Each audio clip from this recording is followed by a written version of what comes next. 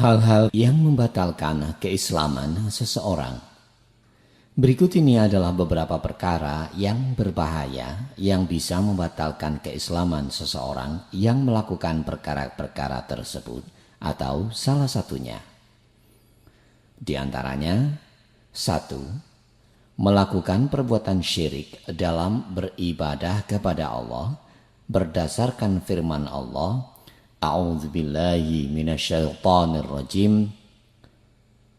Innallaha la yaghfiru ay yushraka bihi wa yaghfiru ma duna dzalika liman yasha.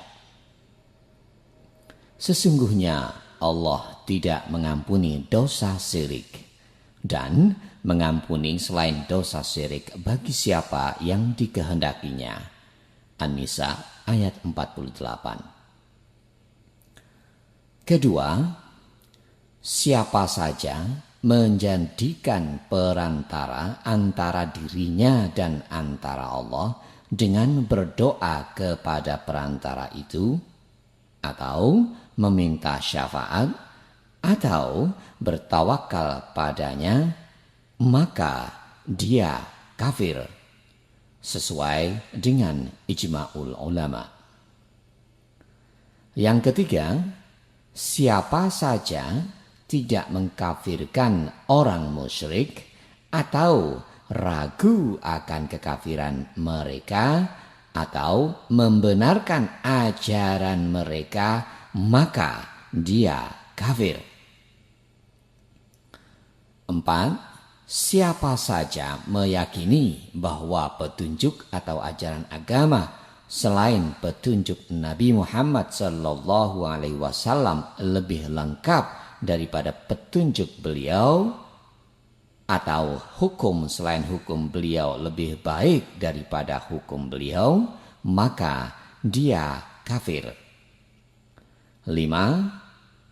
Siapa saja membenci sesuatu yang diajarkan oleh Nabi Muhammad SAW walaupun dikerjakannya, maka dia kafir berdasarkan firman Allah,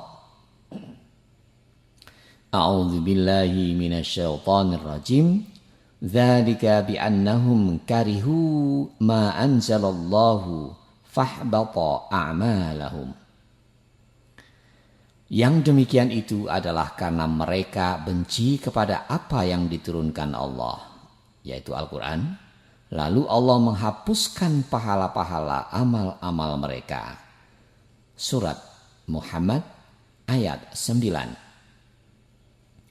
Yang keenam, siapa saja mengolok-olok sesuatu dari agama Nabi Muhammad SAW atau pahalanya atau siksanya, maka sungguh dia telah kafir sesuai dengan ijma' para ulama. Karena Allah berfirman, A'udzubillahi minasyaitonir rajim. Wa qul abi Allahi wa ayatihi wa rasulihi kuntum tastahzi'un la ta'diru qad kafartum ba'da imanikum. Katakanlah, apakah dengan Allah, ayat-ayatnya dan Rasulnya kamu selalu berolok-olok? Tidak usah kamu minta maaf, karena kamu kafir sesudah beriman. Surat At-Taubah ayat 65 hingga 66. Ketujuh, syihir. Siapa saja melakukannya atau meridhoinya, maka dia kafir. Karena Allah Subhanahu wa ta'ala berfirman, وَمَا يُعَلِّمَانِ مِنْ أَحَدٍ حَتَّى يَقُولَا إِنَّمَا نَحْنُ فِتْنَةٌ فَلَا تَكْفُرْ. Sedang keduanya tidak mengajarkan sesuatu kepada seorang pun sebelum mengatakan, sesungguhnya kami hanya cobaan bagimu. Sebab itu janganlah kamu kafir. Surat Al-Baqarah ayat 102. Kedelapan, membantu dan menolong orang musyrik melawan kaum muslimin berdasarkan firman Allah Subhanahu wa taala, "Wa may yatawallahum minkum fa innahu minhum." Barang siapa di antara kamu mengambil mereka menjadi pemimpin, maka sesungguhnya orang itu termasuk golongan mereka. Al-Maidah ayat 51. Kesembilan, siapa saja meyakini bahwa sebagian orang diberi keleluasaan untuk keluar dari ajaran Nabi Muhammad SAW, maka dia kafir. Karena Allah Subhanahu wa taala berfirman, "Wa man yabtaghi ghairal Islam dinan fala yuqbala minhu wa huwa fil akhirati minal khasirin." Siapa mencari agama selain Islam, maka sekali-kali tidaklah akan diterima agama itu daripadanya, dan dia di akhirat termasuk orang-orang yang merugi.